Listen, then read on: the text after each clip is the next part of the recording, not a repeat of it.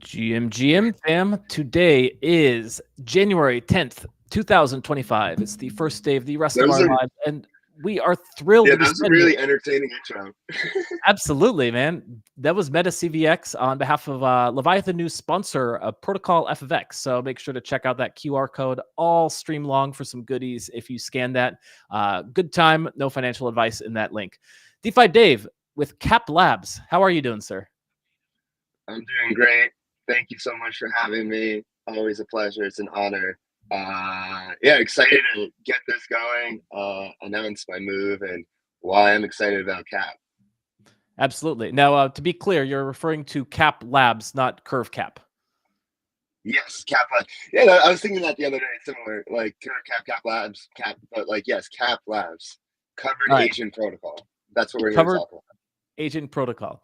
Now, let's like get back to like the beginning. So, like, you used to be with Mm-hmm. Flywheel, and then you decided to go to Redacted for a bit, and just about 2 weeks ago, you announced this big move, right? Mm-hmm. Yep, that's right. All right. So, for those who aren't familiar, why don't you give the basic overview of Cap Labs? Yes, Cap. So Cap Labs. Let me like. I'm gonna go back a bit. Like why I joined Cap Labs and like going back and like my experience in stablecoins. Sound is oh, Please. how do I sound?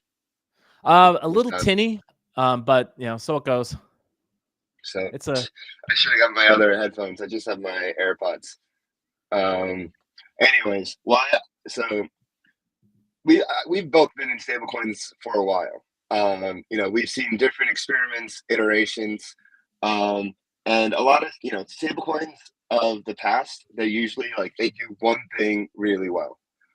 So, for example, you have like fiat-backed stablecoins. They usually are just treasuries, or you have like they just do something with treasuries, but they have high switching costs to do anything. You see this new wave of like basis, funding rate stablecoins, the basis trade, and they do that really well, but they have high switching costs. Um, if a stablecoin wants to like deploy another strategy, it's like quite arduous for them to do so. Like they have to, do a bunch of stuff off chain and this and that. What Cap Labs is a protocol for unlimited yield strategies. So we don't run any of the strategies ourselves. It's actually other quote agents slash operators that do so, and everything is secured by restaking. So yeah, Cap Labs is a protocol, like I said. It is a stablecoin engine that allows access to yield that previously was not reachable for common users. There were only sophisticated actors could. Like my favorite line from my announcement thread is the basis trade is only the tip of the iceberg. There's a whole world out there of yield strategies that are waiting to be tapped into, and there's no better place for them to be tapped into than Cap Labs. Got it. So when we're talking about agents here, what specifically do we mean? Are we talking about like, there's obviously been this big like AI chatbot trend. When no offense to the AI chatbot trend, but I don't trust them to manage my money. But this is Yeah, more like MEV agents or something, right? yeah. Well, that's one example. Actually, I'm going to change my mic. All right. That's a little bit worse because I can't hear a single thing you're saying now. Oh, Oh, there you go. Try again. okay. And how's this? That's back to the tinny, but so it goes. So it goes. Maybe I should. Actually, it is what it is. So what I mean by agents is MEV. That's just like one example of an agent. Just think of an agent as an operator or a strategist, and they could, they have their edge in some specific area, whether it's, MEV, whether it's arbitrage, maybe they have some novel RWA. It could literally be anything. And basically, how it works is they partner with a LRT. So they partner, whether it's like EtherFi or Renzo or whoever, and they say like, hey, we have this strategy. We want to go to Cap Labs and execute it. And the LRT is like, great. And so they partner up. The LRT delegates to the operator. then the operator goes to us saying like, hey, this is our strategy. Like, this is what our return's going to be. Let's say it's going to be like 10%. Great. We actually give them a loan. Basically, it's basically a loan, and they go out and do the strategy. And basically, if they go out, do the strategy, they come back, play the principal with a little bit of interest, and they keep all the upside. And I think what makes Cap Labs different is like our focus on cost of capital. The cost of capital is very low. Like it's basically it's minimal. And so if like they don't come back, it's all slashed. Let's say like something happens and they don't pay it back, it's they're slashed. Like basically the LRT is slashed. But if they do come back, then they keep the upside. And I think what's important here is that those who are like running the strategy are like they also are like they are the ones that take on the risk. It's not the people that hold it's not the people that are holding like COC that take the risk, like we saw with like UST, and it just like went to zero, and because like Jump did whatever shit they did. It's actually like those who are like running the strategies are like the ones like taking the risk. Got it. Okay, so let me imagine for a second that I am one of these agents. I see that there's, let's say, $1 million in LRTs just lying around, and I'm poor, so I would not otherwise have access to $1 million in LRTs, but I think I can get a 15% return on it. Now, let's say the market rate is like 5%, so I can come to you and say, I can promise a 10% return on this, and if I'm able to achieve that, then I get the 5% upside. Yeah, exactly. And how long do I have to pay it back? We're still like figuring out the parameters, but like let's say it's like 20 days. Okay, like, so let's say it depends. It depends like your like how you. Yeah, I guess like with the days, it like depends like what your strategy is and what you think the return is going to be. Okay, but give or take, like let's say for the sake of argument, I have 20 days. You give me $1 million in LRT, and I need to go and I need to get 15% return on that. And so in 20 days, like I have a loan due, assuming I pay it back, then I get to keep that 15% or the 5%. Yeah, you get to keep all the upside. So maybe you make even more than that, but all you have to do is pay back the 15%. Like that's the key there. All right. But say I come back and I've only made like 7%, then I owe that extra 3% out of my own pocket in order to like make the people who lent me the money whole, right? Yeah. Okay. So do I have to like immediately, like when I come to you, I need to pay that extra, do I like put that down as deposit? I'm not sure quite exactly the terms. Like I said, I like just joined. Like I'm to be honest, I can give you like the full picture overview. I'm not the one with like the step-by-step mechanics just yet. I'll get Fair there. enough.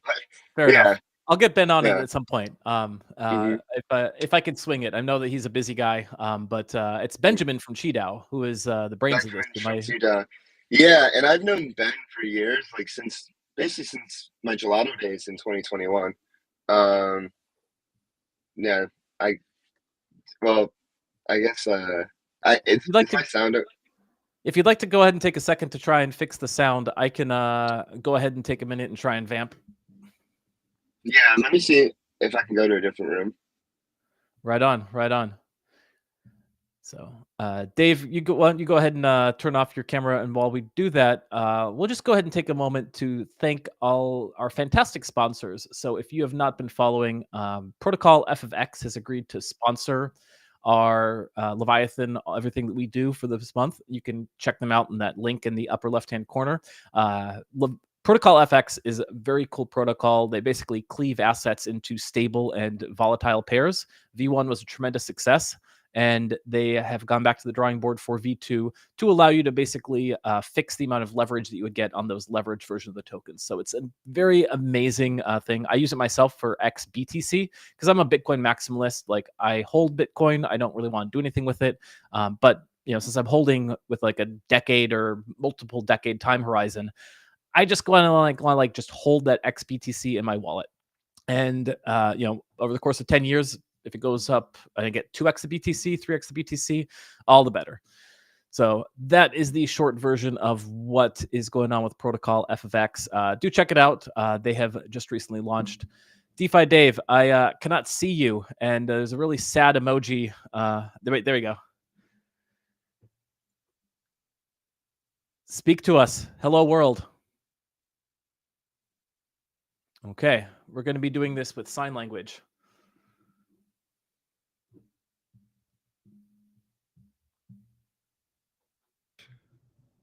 Can you hear me? Oh, wow. Your natural baritone is coming through very eloquently. Is this better? Much better. Okay. I found a different room. So this is okay. This is the room I should do podcasts and calls in. This is good to know. Excellent. Good. I'm glad we could get this sorted out before the new year, because you're going to have a super busy year as head of growth for Cap Labs. Yep. Gonna be out there creating the narrative for us. Gonna be out there at conferences, spreading the good Cap word. Now, you are a New York maximalist. Is that fair to say? I'm a coastalist, so I'm a big fan. Yeah, I am the least coastal elite out there. Like I love LA and New York. Thank you, DeFi advisor, for like the comments. Like honestly, well received.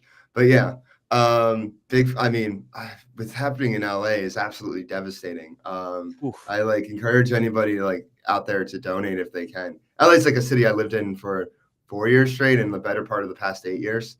So I'm an LA maximalist. I'm an LA maximalist when it comes to like quality of life, taking care of yourself, health, and I'm a New York maximalist when it comes to like being social, being on your grind, getting out there. Dave is an indoor smoking maximalist. Yeah, that's true. Very true. That's not allowed in New York, though, is it? At least not in my time there. I remember they're phasing it out. Oh no, I've actually been noticing a trend of people smoking inside way more. I remember when I was here all of October for ETH Bushwick, I would go into bodegas and like the fucking cashier was smoking like in front of me. I'd be going to like parties and like the DJ is smoking. It's like I feel like there's some collective unconscious awakening happening where people are like, we need to smoke, like let's smoke inside. Because there's just something a bit rebellious about it. It's just like tobacco has been like looked down upon for so long. You've seen the rise of vapes, and people just like are just like really just giving less of a care, and so like people just want to enjoy life more. Makes sense. Why don't you talk a bit about how like New York and just being in New York feeds into being head of growth for Cap Labs? Yeah, for sure. So like I actually moved to New York on my own volition. I didn't live in New York, but the last time I lived in New York was 2023. And I moved back just to be in person for Cap Labs, and it plays into Cap Labs in a few ways. Internally and externally.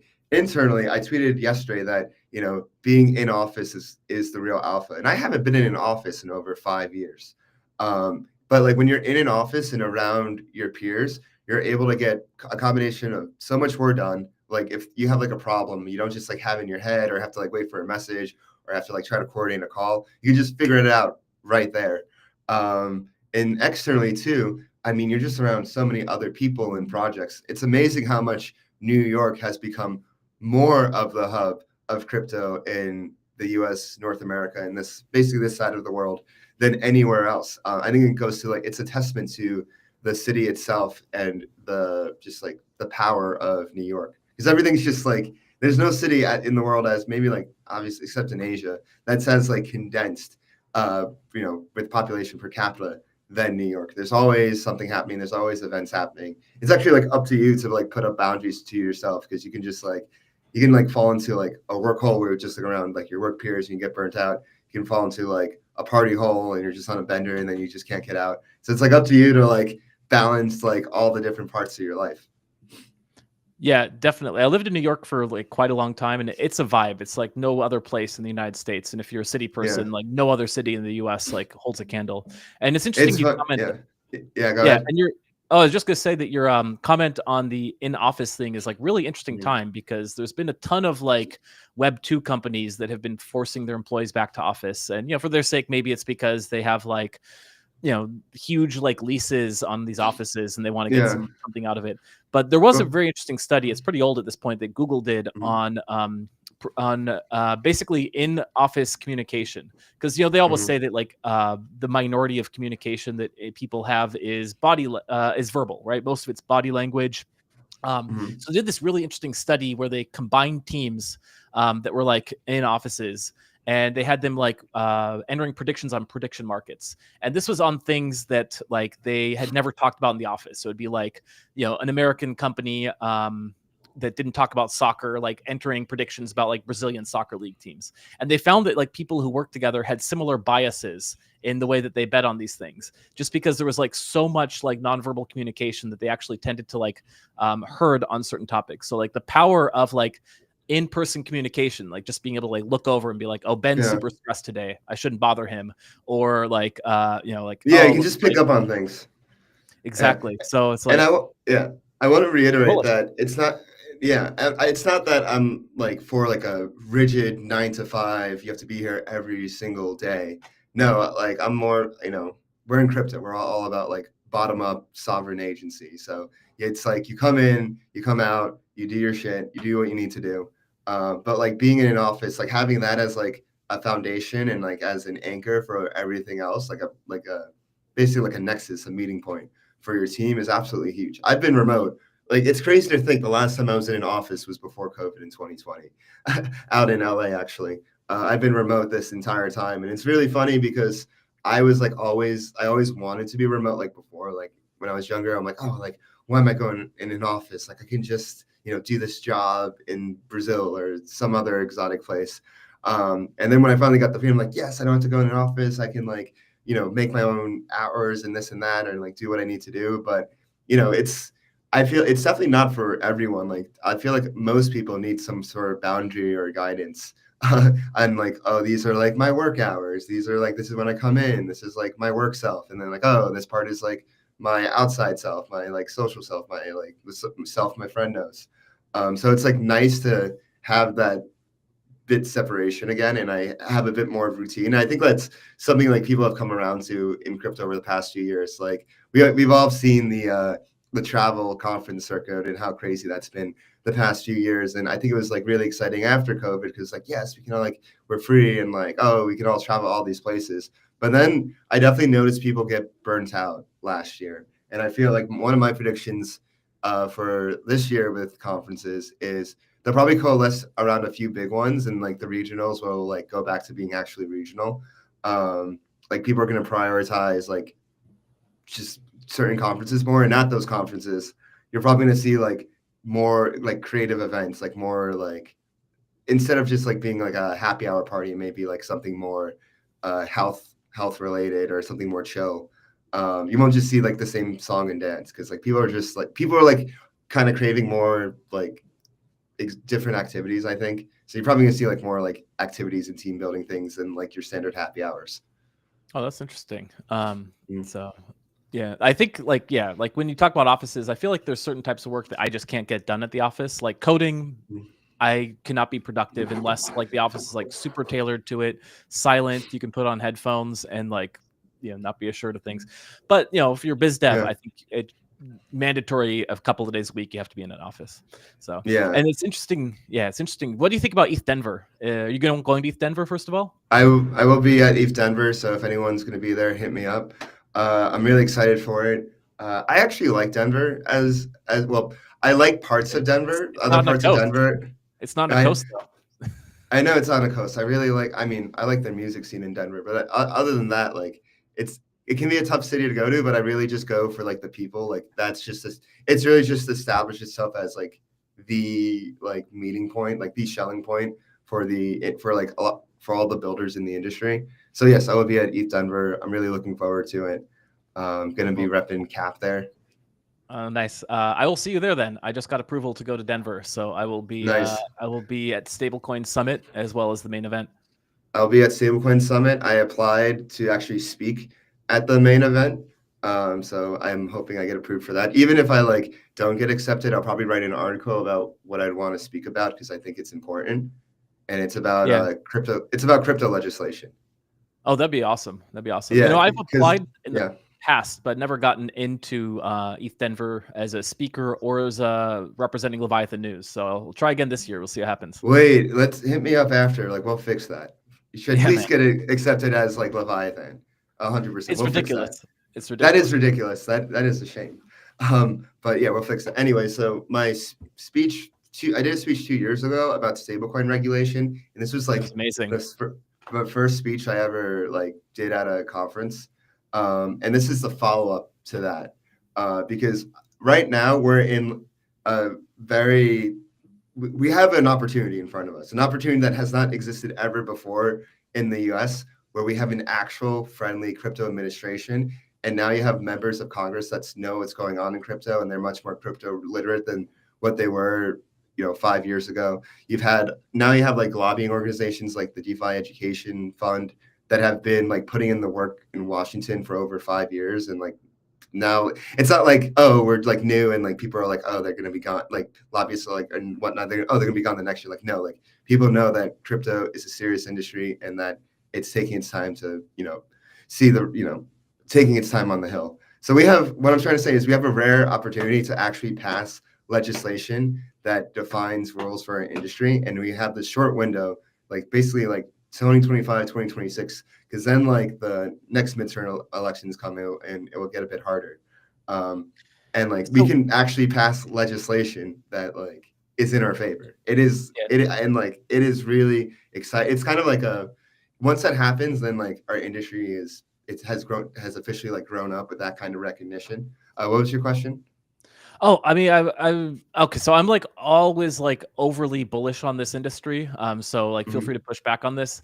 But it seems to me that like once you like shift like super optimistic on crypto and like you start allowing like I feel like you can't put the genie back in the bottle a little bit. Like if we actually like do kind of like allow crypto to like flourish within America, like I don't see how they can undo that, especially once people start like donating to both sides of the aisle. Like no one's going to want to turn that money spigot off, right?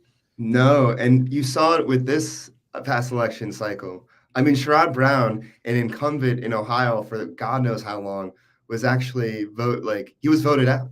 And the new guy is crypto friendly. I forget his name.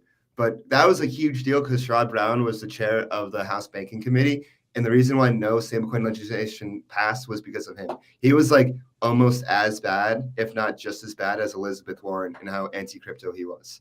And the fact that we actually like voted him out is huge and shows how serious like the crypto wing is in like the crypto power is in this country. Yeah. So, I mean, if that holds true, then it could be the case that sort of like no matter what happens in the midterms, we might just see the like US is open for crypto once again, which would be amazing. Like I think so. You're in New York, which has the bit license, which is one of the like more. I still hear you. Sorry. Yeah. Sorry. I don't know what something turned on. Yeah. Go ahead. Yeah. Well, you're in New York now, which has the bit license, which about a decade or whatever ago when it passed, like the worry was it was going to kill crypto in New York because it was going to be so onerous that like you couldn't do anything in New York. But you're there. A lot of other big companies are there. Like, what's your take on the bit license as like a template for national legislation on crypto? I hope it's not.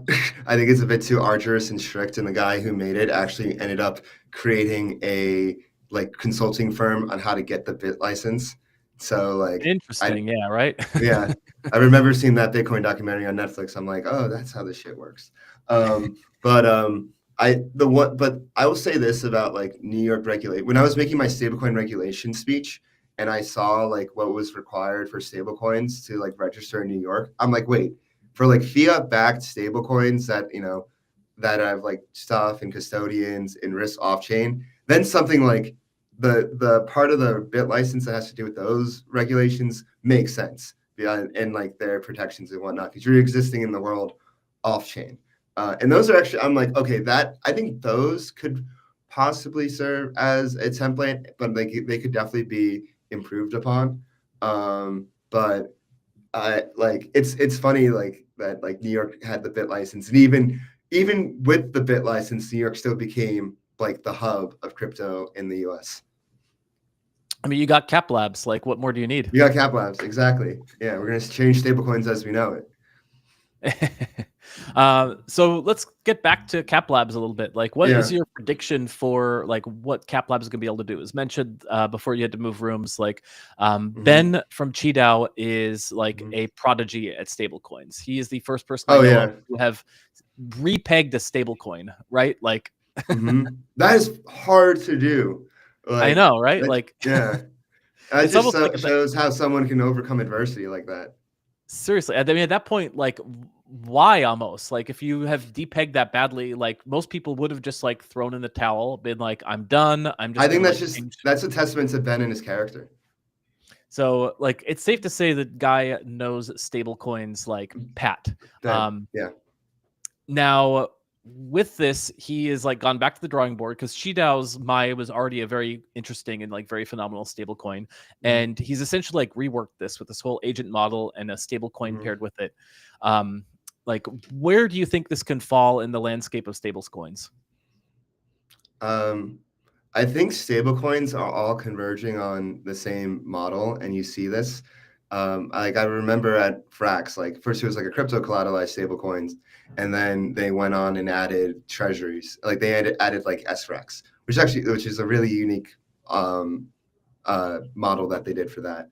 And then like you see things like uh, the basis trade with Athena, and that was the thing that like I mean that thing went to like 3 billion in circulation. And I think you're seeing like all these individual strategies come up, but like what you notice is it's actually, you know what it's similar to? It's similar to, if you remember back in like 2013, you had like things like Mastercoin come out and you had all these like new blockchains come out that would have like, oh, we're like a blockchain, but with a DEX. Like, oh, we're like with a blockchain with with a lending, like and basically like they might have had like a DEX or like a wallet built in, but if they like wanted to add a different feature, they would literally have to like hard fork the whole chain itself to add that feature. And it was like akin to a Switch Army knife where it just like kept on adding features, kept on adding features. And it was just like it just didn't scale. It wasn't until Ethereum where you had, you know, the infinite machine, this Turing complete general purpose computer, that you had an infinite canvas to create any application. There was no hard forking, you just deploy smart contracts.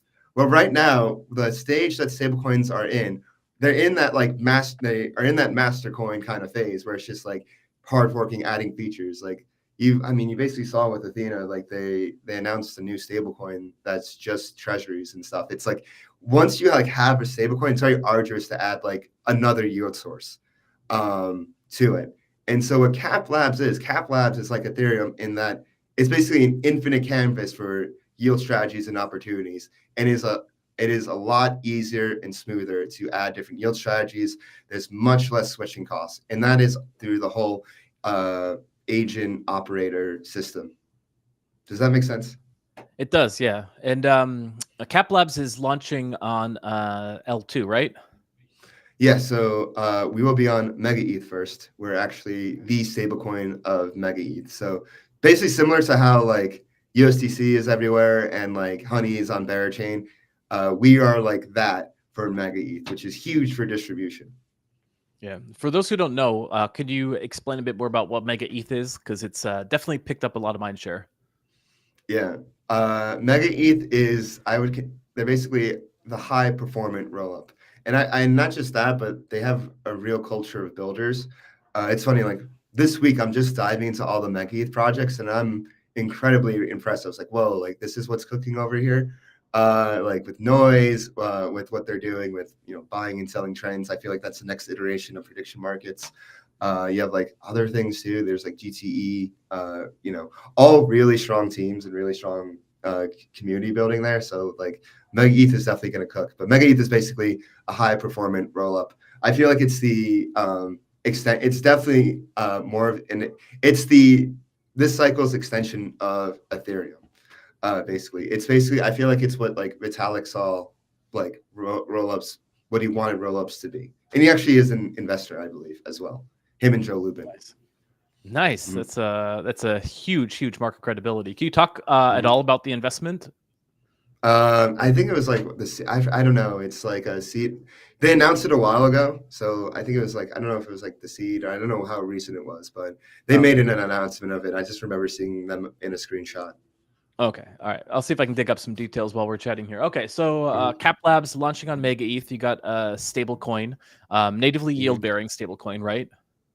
Yes, native yield. Yeah, it's a stablecoin engine for unreachable yield. And I want to really reiterate on the point that there is a whole world out there of yield that normal users can't access. There's all these, like the basis trade is just the tip of the iceberg. There's high frequency trading strategies. There's all these different exotic strategies that we like don't like just aren't available to normal users. But what Cap Labs does, it kind of like groups. I think what it does best is like it groups like users and like you're strong. As like one person, you're not powerful, but like as a group, you're stronger together. Um, and like it like takes their capital and allows these agents and operators to come in, take it and go do their strategies, and everything is crypto economically secure because of the restaking, because of shared security. There's credible commitments. That's what I'm trying to say. Like the operators have to make a credible commitment that they'll basically bring the loan back after they do their strategy. Right, right. Mhm. Okay. Now, within the world of yield-bearing stablecoins, because I feel like the yield-bearing stablecoin narrative really has kind of taken off in the past year, and sort of in my opinion, it is like going to become one of those killer narratives in crypto that's like I think a Mhm. bit underhyped at the moment. Of course, I've been following S Curve What do you USD. mean? I'm curious. Like, what do you mean? You think yield-bearing stablecoins are going to be like the narrative? I think so. I mean, so like you were with Frax when Frax was doing Frax Price Index, the FPI Hmm. stable coin that was tracked to inflation. And I don't know Hmm. why, like inflation stable coins, like inflation resistant stablecoins make such sense to me. But for some reason, it seems like they haven't taken off quite like yield bearing stablecoins. And I think there's just like that Hmm. slight like gambling aspect to like, oh, maybe my yield bearing stablecoin will beat inflation, which it looks like it's doing right now, right? Like the current yield bearing Hmm. stablecoins are giving, S Curve USD is giving about 12%. That seems to be roughly the market rate for like SDI or what Hmm. SUSD. Um, You know the what's the an interesting stat to think about? Like, I wonder of all like value and capital on chain, what percentage of it is in like yield-bearing stablecoins, like SRAX, SCRV, USD, S SU USEE S, the Athena one, and compared to like everywhere else on chain, like literally everywhere else. And I mean like Mhm. whether it's like people holding volatile tokens, whether it's like in like on-chain perp markets. I wonder what that is, because that actually shows like how much demand, how popular like these products are compared to the rest of the market. And like from what I like understand, it's quite low because like just the nature of users on chain right now are quite degen, especially ones that are active on chain. And like the ones that are based in the ones that aren't degen and like that are in the developing world that are actually like using it for the sake of its utility, don't they usually don't have a lot of capital. So that's why it's like quite small. I wonder what like the potential of that is to grow. And I think like for it to grow, it would have to be able to like get normal users, like just normal people that aren't degens on chain, which is as we know, it's like that is also an arduous process. So this is like a battle that's definitely like willing to fight because it is a better system and it's a better way to do things. And we'll get there. It's just a matter of how. Yeah, absolutely. So I remember running the stats way back when in like October and kind of saw like roughly here, let me pull up the infographic I did as of then. And of course the stable coins like landscape has evolved quite a lot since then. But it was basically about like anywhere from 30 to 50% at the high end to like 1% at the low end, which was Inverse Oh, Finance's S percentage stake. Yeah. percentage staked, which I feel like is roundabout answer to your question. Now I know for the sake of S Mhm. Curve USD, which launched since then, S Curve USD is about 33% currently staked of the total Curve USD supply. So it does seem like Mhm. for some whatever reason, like that is roughly the amount that gets staked of a stable coin if there's a staking mechanism. So about 2/3 is just in like the raw like whatever stablecoin, do what you want with it. It needs to hold its value. But then the rest is like, okay, like I would like to just like trust whatever like source of yield this is and earn it. So that's like, yeah. Go ahead. I also want to add that like S-Curve USD, like Athena, Frax, all of these people can plug into Cap Labs and become an agent. We're a PVE protocol. We all grow the pie and win together. So for example, with like Athena, they have the basis trade, like in theory that they could like plug in to Cap, we issue them our stablecoin, they run their strategy and pay it back. So it's pretty cool. That's why I call it a protocol, because like literally anyone from like crypto native protocols to like TradFi institutions can plug into it and run their strategies. Yeah, I don't know if you've been following Resupply Fi, which is the new joint launch of Convex and Yearn, which pertains to stablecoin strategy. There might actually be some interesting applications there because absolutely, yeah, a huge hub for stablecoin trading with like 50, crazy leverage, basically, right? Yeah, I mean that's why it's called Resupply. It's cool to see, such like institutions on chain, such as Yearn and Convex, go and work together and like keep cooking and keep building like that, and that they're just they could like go off into the sunset, but no, they keep on pushing the needle forward. So kudos to them. Yeah, 100%. All right. Okay. So Cap Labs, let's take it back to like where you were ahead of growth. You obviously there's gonna be like a ton of like integrations that you're gonna be able to do to make Cap Labs huge. Like, and you're like right there in New York. You could just like walk down the street to Wall Street. Is that going to be part of your strategy? Is just like getting TradFi into Cap Labs? You're going to be focusing more on like decentralized protocols. Like, how are you going to be driving amazing growth to Cap Labs? As a team, we're going to do all those things. Have relationships. With TradFi. With the DeFi Curious. With the seasoned DeFi Gens. The whole spectrum of people, because like yield knows no bias and knows no bounds. So yes, we're gonna, and that's why, and also that's why it's key of being in New York. But like right now, and I'm sure I'll do a lot of that. Like at my previous jobs at Dinero / Redacted and Gelato, like I did a bunch of business integrations and collaborations. That was my bread and butter. But at like Frax and Flywheel, what I did was really shape the narrative. I was the in-house word cell, basically. Shaping like how people should perceive Frax and learn about Frax and all that stuff. So with Cap Labs, I'm going to do the same thing. So basically, like set the tone for the narrative. Because it's funny. I feel like I learned the most about this stuff, not from DeFi, but from my experience with like Arizona Iced Tea and ETH Bushwick on like how to build a brand and community and narrative. Because the key to it is it's not you. I mean, yes, you kind of like put the seed out there, but it's up to like other people being motivated to push the narrative, the meme, or the idea forward. Like I didn't choose Arizona Iced Tea. Other people just saw me in the Arizona shirt and were just like DeFi Dave, Arizona, green tea, cherry blossoms. And like once I saw that, I was just like, I should just embrace that fully.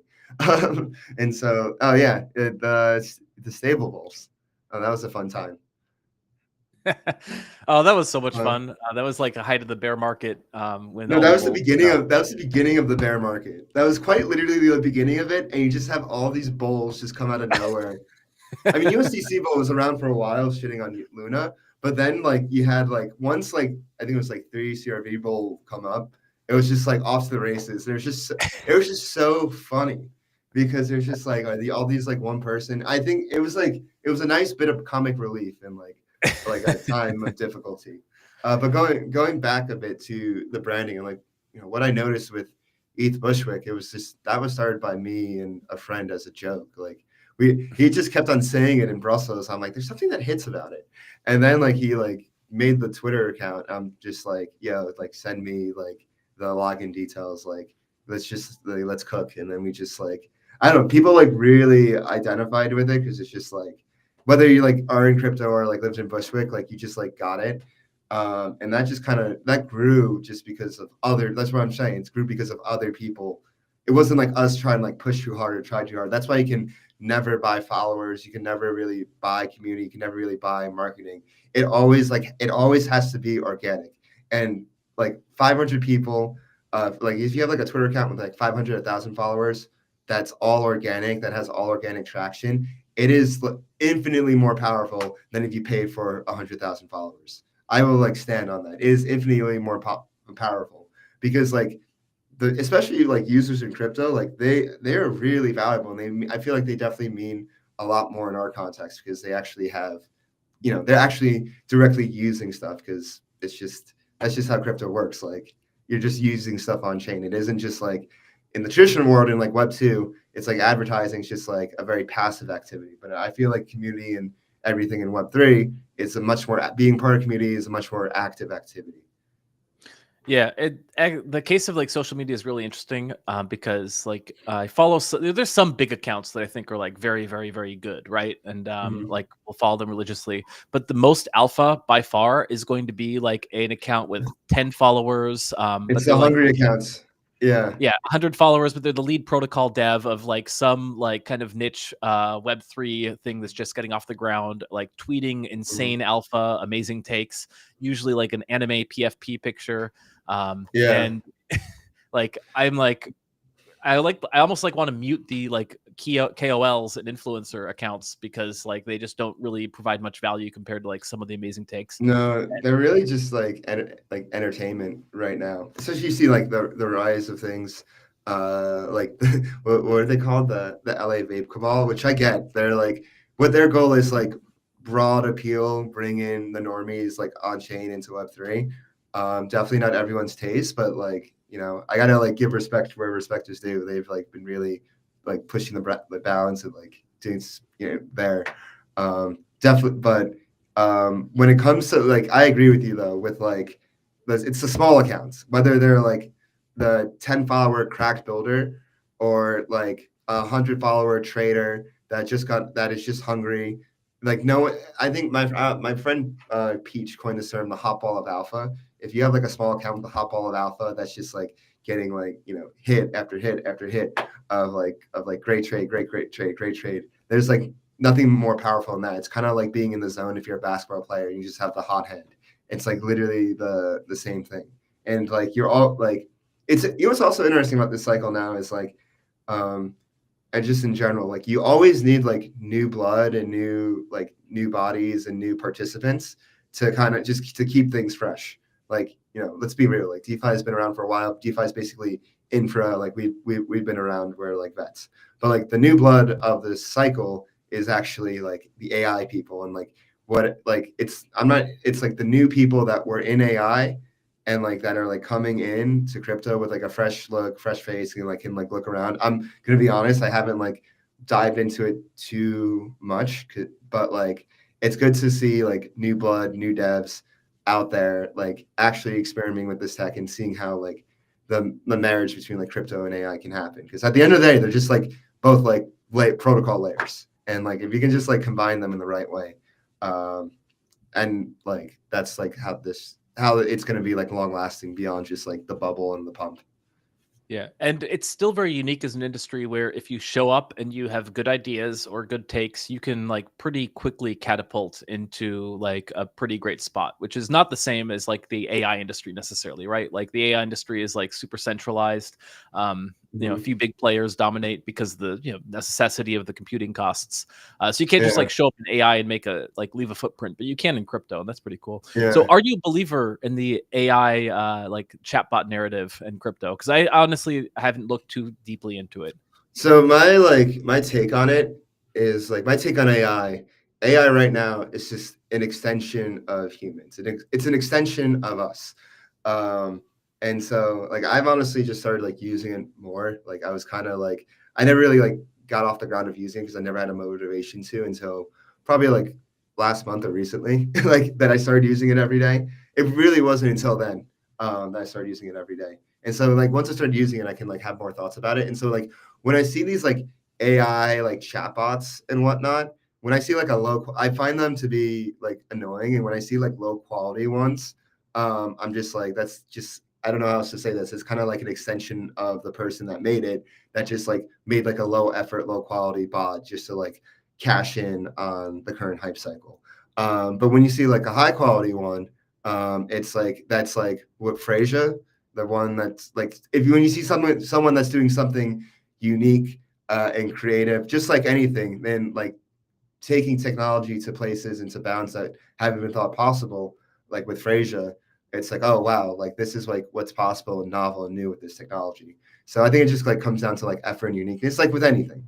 What's it called? AI XBT. That's another chatbot that's just like, it's really funny because it's just like mostly just like chill stuff. But like it's it's really funny because it's not like people weren't chilling before. It's kind of like that meme, place Japan. It's basically like shill chatbot. It's like the same thing. But when you look at it, it actually has like quite good takes. And like right now it's novel and new and insightful because it's like, oh, it's the AI chatbot. But also like the concern with these chatbots too is like it's just like actually not a chatbot. It's just like another person is claiming that they're a chatbot. We actually can't verify or know that it's like actual AI on the end. And I'm sure like that's why I say it's like AI is more like extended intelligence and like artificial intelligence because it's basically the symbiotic relationship and building between man and machine. And Vitalik had a really good tweet yesterday, and I quote tweeted it, where he was like, "AI is going to go two different directions. If it goes bad, it's like self replicating on its own, and it displaces us. And like that's the worst case scenario. And the best case scenario is if it's like just like a machine to basically turbocharge human super intelligence, and we go into the stars. So I agree with him there. Those are like the two paths. Really hope people start framing AI in terms of extending humans instead of replacing them, because I feel like that's just been something like I think people are just like so doomed. We're like, oh, we're gonna be replaced by AI. Like it's all over. All these jobs are gonna be replaced. It's like it's not like we haven't had this before. like technology. Like this is what technology does. It displaces like old jobs that were quite tedious and uncomfortable, and then new jobs are created. This is what always happens. It's just like it depends like what's gonna happen now with AI. I don't like we're gonna see like how far along it goes, because like it's funny because everyone's like, oh, like what was it? It's like Sam Altman's like, oh, we're gonna do AGI in 2025. How many times have we had like a founder say something like that doesn't come true in that year, and they're just like trying to hype up? I mean, that's what Elon did with Tesla for so many years, and that's what like all founders like does. It's like, so that's kind of like my AI take. Yeah, I do think we've already hit AGI in a sense, in that the average person is actually quite stupid.